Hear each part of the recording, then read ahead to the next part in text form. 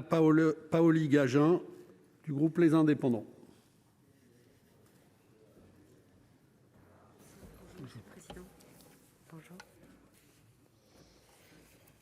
Monsieur le Président, Madame la Ministre, mes chers collègues, avant la crise sanitaire, la précarité étudiante était déjà une réalité. Près d'un étudiant sur deux travaillait pour financer ses études et subvenir à ses besoins. L'accès au logement, aux soins, à une alimentation saine relevait d'un défi au quotidien pour bon nombre de nos étudiants. L'action gouvernementale reposait alors sur 3 leviers complémentaires: l'augmentation des bourses sur critères sociaux, la construction de nouveaux logements universitaires, la mobilisation d'aides pour les situations d'urgence. Depuis le 14 mars 2020, la décision gouvernementale de fermer les établissements d'enseignement supérieur pour protéger la population du Covid-19 a changé la donne. Depuis, les situations de précarité que nous connaissions avant la crise s'aggravent et se multiplient. La moitié de nos étudiants qui travaillaient pour vivre ont perdu leur emploi. À cela s'ajoute la détresse psychologique liée à l'isolement social d'une grande partie de notre jeunesse. L'étude menée à ce sujet par l'Observatoire national de la vie étudiante en dit long, puisque 31% des étudiants interrogés ont connu une détresse psychologique lors du confinement. S'ajoutent encore les incertitudes qui pèsent sur l'avenir des futurs diplômés. L'accès aux stages, dans un tel contexte de crise sanitaire et économique, est fortement menacé. La constitution des futurs réseaux professionnels l'est tout autant. Nous connaissons des risques accrus de décrochage scolaire, notamment en première année de licence. Tout n'est pas perdu. L'apprentissage a connu un engouement inédit l'an passé, malgré la crise, avec la signature de 500 000 contrats.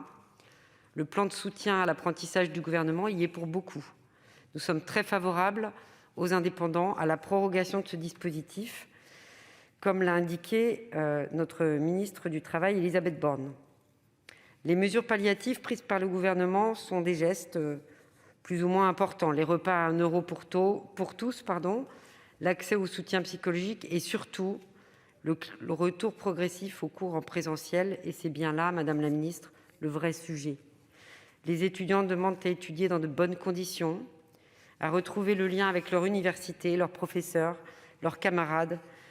L'émulation qui se trouve au sein des campus est irremplaçable.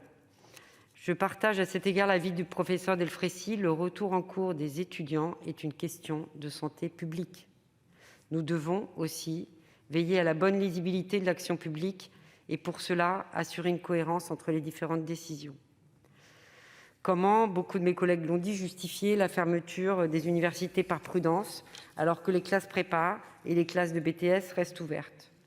Les étudiants demandent que leur avenir ne soit pas sacrifié.